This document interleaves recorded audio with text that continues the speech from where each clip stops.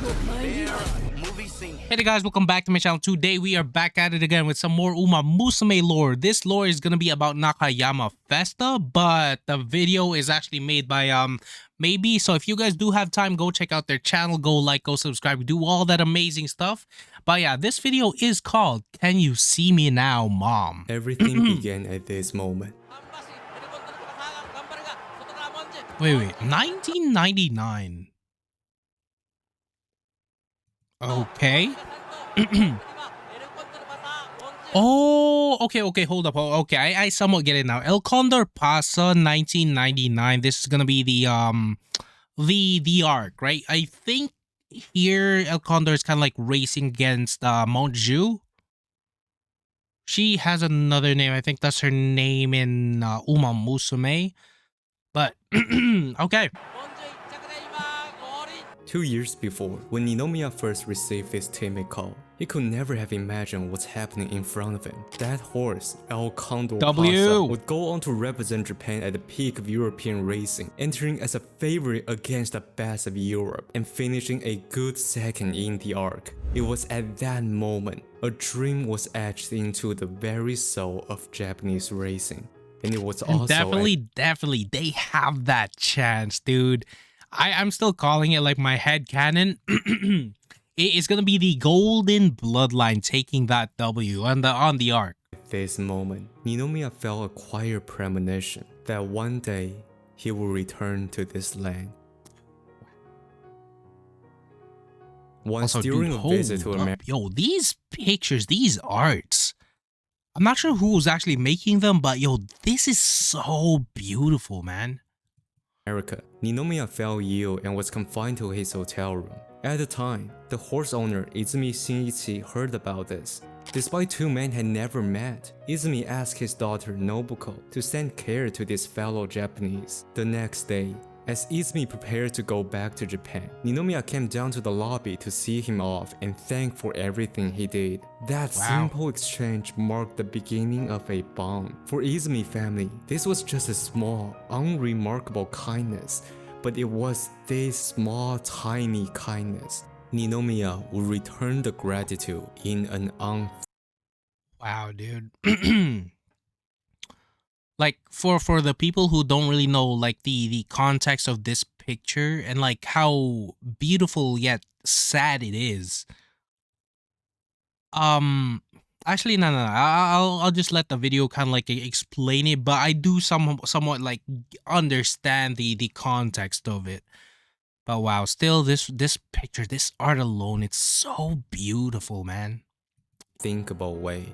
Izumi Shinichi, a seasoned owner, in fact almost 50 long years, he still had not had a G1 horse. Later in an auction, Ninomiya picked up a colt for him. This colt's pedigree is fascinating. His female line has produced multiple G1 horses in both Japan and America, and if you look deeper into it, you will see one name repeatedly: Rebo. Who was the greatest horse of the 20th century? If you ask Americans, many will say Secretary.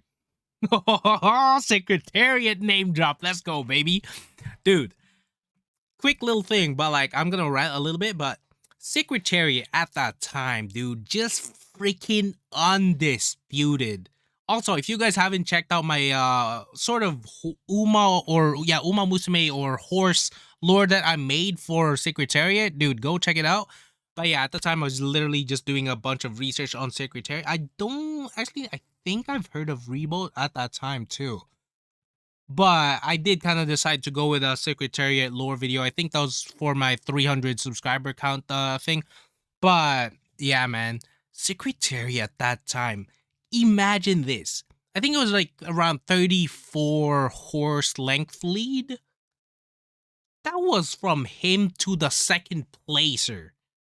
Think about that. That is so crazy.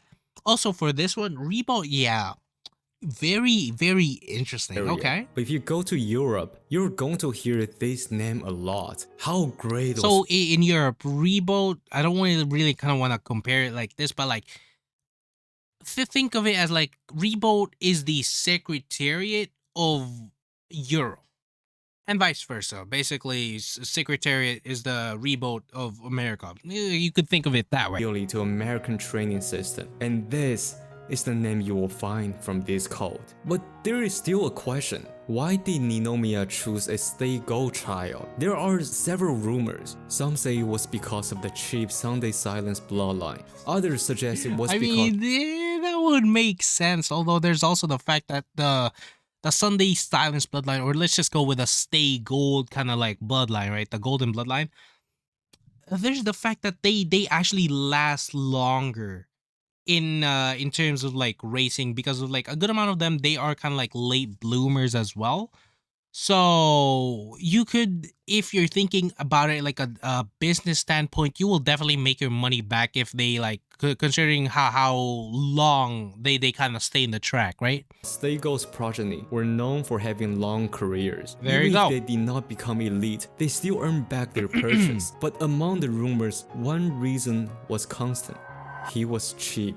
The hammer fell at 10 million yen. It was a Damn. low price, although I've shown the respectful side of his pedigree. In truth, this was not a fashionable pedigree to Japanese mainstream. Steigo was also a cheap stallion at the time. How cheap was this price? To put it in perspective, a G3 victory would cover 3 times the purchase. 10 million Really? means nobody gave this horse any sort of chance. Owner Izumi Shinichi also did not care too much for him. Instead, he gifted the horse to his daughter Nobuko. The colt was then given his name, Nakayama Festa, a meaning for celebration to come. But the trainer apparently, no, definitely did not feel that celebration. Nakayama clearly inherited his father's golden spirit, incooperative, resist training, unwilling to run. But Nakayama's 2-year-old Caesar was restless actually gambler, pretty bro. smooth, winning an upset in his first stake and finished second by a neck in the following. Just in 2 years old, he already earned 4 times the price he was bought. But this was also his limit. Although, like I said though, they are kind of like late bloomers. So for the fact that bro's already having this type of career, like starting out, that's definitely something to kind of like consider. In horse racing, losing is what's really normal. Nakayama began to struggle like many other ordinary. However, Nobuko did not care about this at all. She didn't care if Nakayama would ever be great, didn't mind if he actually obeyed training. She simply found this horse so adorable. Oh, Even more, Nobuko thought this horse was able to understand her, so she would visit the stable frequently, feeding him and whispering to him. And Nakayama would wait at his door, expecting Nobuko to come. But racing standard, Nakayama was a fortunate horse. In this sport, everyone wants to win more, to become a legend and define an era. But he had someone who treated him like family. Yeah, like he or like Nakayama Festa didn't have to do anything special but be himself. And that is so powerful, because like Nobuko, she just loved Nakayama for being Nakayama, dude. However, everything was about to point south. Nakayama was later beaten in the Sasuke show decisively, managed a good 4th place in the heavy ground of Derby, but after that, Nakayama was just bad. With one exceptional win, nearly every other races ended in double-digit finishes. Really? Fans were confused. What happened to Nakayama Festa? How could a horse once be so decent? And around this time, Nobuko Izumi stopped visiting him. After the long-awaited win before Kikasho, Nakayama would pace anxiously in his stall, waiting for Nobuko to visit him for the victory, but she never showed up. Nakayama became more anxious. Training became increasingly difficult. Has Nobuko forgotten him? Has she not loved him anymore? But meanwhile, Nobuko had been diagnosed with late-stage cancer. Aware that her time was near, she chose to travel to her favorite country, France. Not long after, she passed away. Her father, now 83 years old, inherited all her property in grief, which included...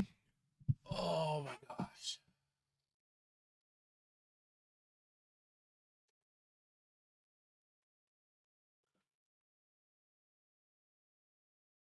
Cause like, bro, if you think about it, a part of it is like Nakayama Festa would never really know what happened or why Nobuko stopped seeing Nakayama Festa. And like just having that thought, it's so fucking sad, man. And like for his whole life, Nakayama Festa, Nobuko just really loved Nakayama Festa, right? That's the thing about this that makes it more sad because like to Nobuko, Nakayama Festa didn't really have to do anything fancy to take any kind of like wins or anything crazy like that.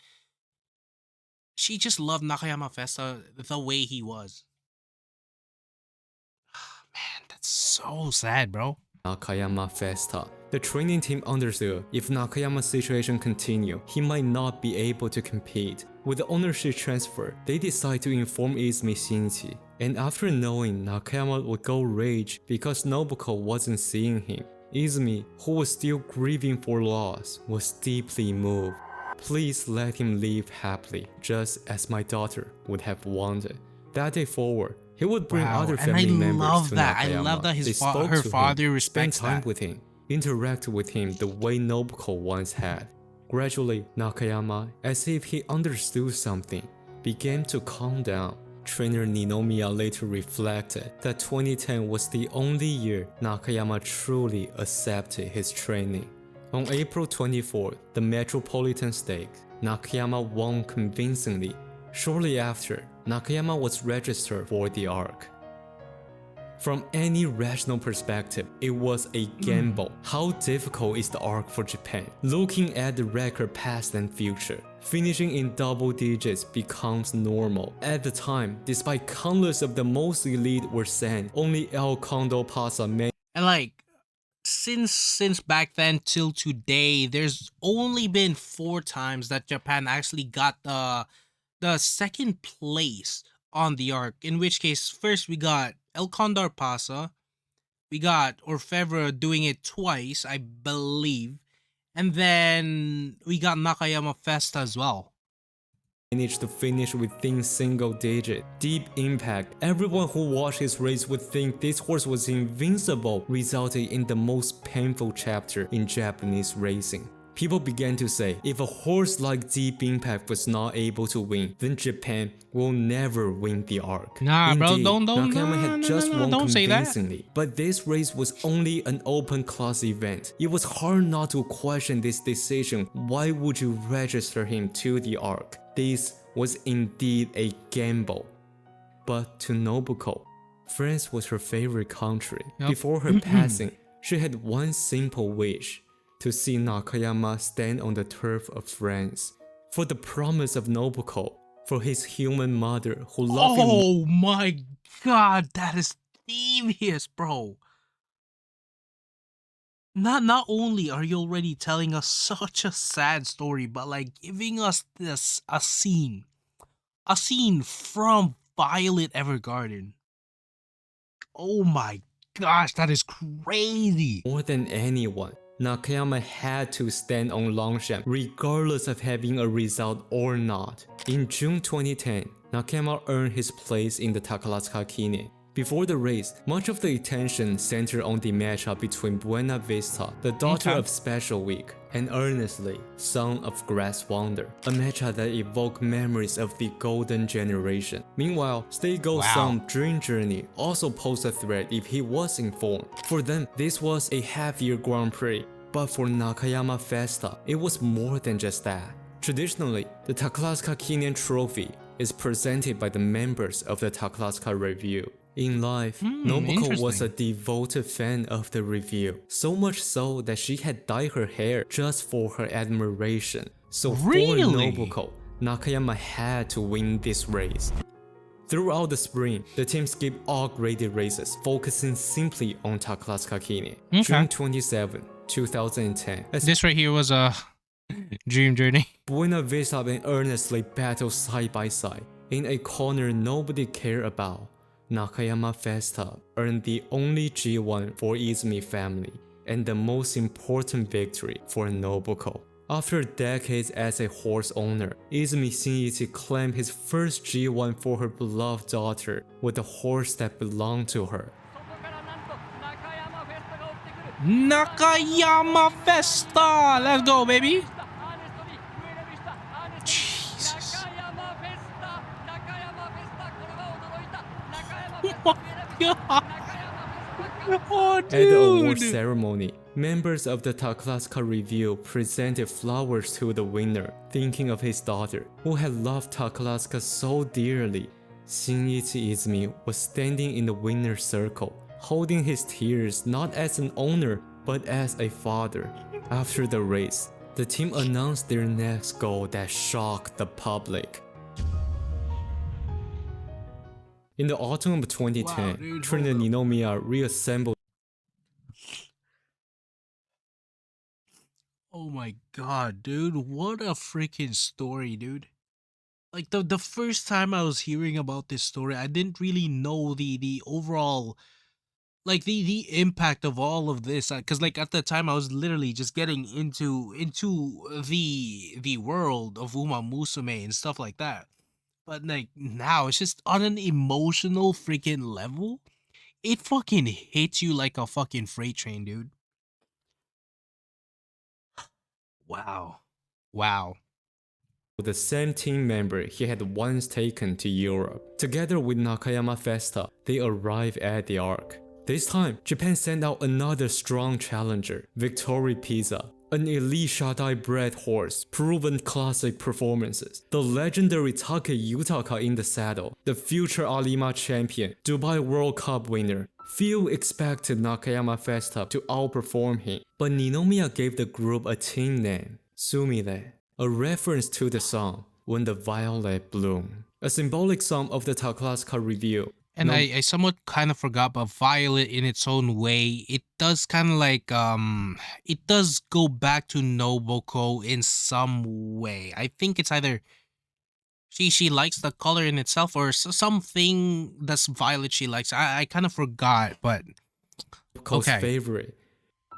Violet symbolizes modesty and Oh, sincerity. they're It actually blooms explaining it right quietly, now. often in places people overlook. Its appearance is not particularly extravagant. Nakayama Festa is much the same. He had only been purchased for 10 million yen. He was never the most talked about horse. From the beginning, he attracted little attention, so he could only proceed step by step, resilient, persistent, and now, in the land his mother loved so dearly, that small, overlooked violet was about to bloom. 外からマリノス追ってくる大外からはサラヒナの追い込みサラヒナ間はユームザイそしてワークフォースが打ち中山フェスタワークフォース2頭が並んでいる外からサラヒナさあ中山フェスタがワークフォースが中山フェスタ2番手ワークフォース And dude, わずかに先頭 this ワークフォース先頭 background song as 中山 well. フェスタ2番手 This just 中 fucking 山フェスタ2番手だワークフォースが制した中山フェスタ頑張りました2番手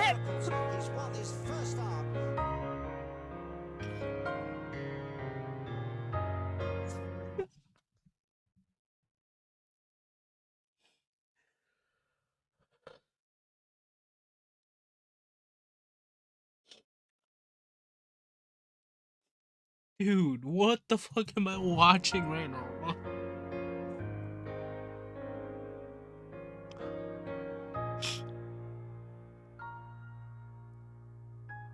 After that, Nakayama's story began to approach its my conclusion. After the arc, he entered the Japan Cup as the second favorite. But the arc and Japan Cup is not a great double. Historically, Japanese horses coming straight from the arc rarely perform in JC. Even though Nakayama secured a reasonable position, he failed to accelerate and finished 14th. Afterward, an issue with his foreleg led to skipping the Alima Kinen and enter an extended period of rest.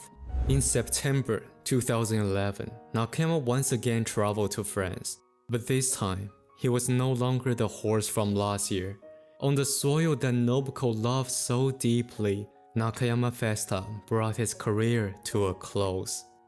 Wow. From the promise of Takarazuka to the journey to Paris, Nakayama Festa went on to have a journey beyond calculation.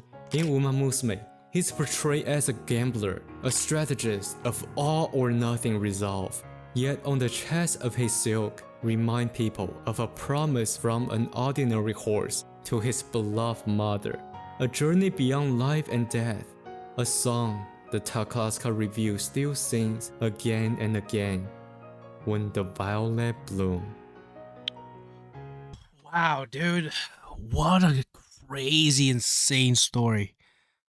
Now, in some ways, I did somewhat like already know the context of like this story in itself because of like the lore videos I watched a while back. Although the feeling that you just get like watching it and like understanding it more and more, it just as I said, it speaks to you on an emotional level.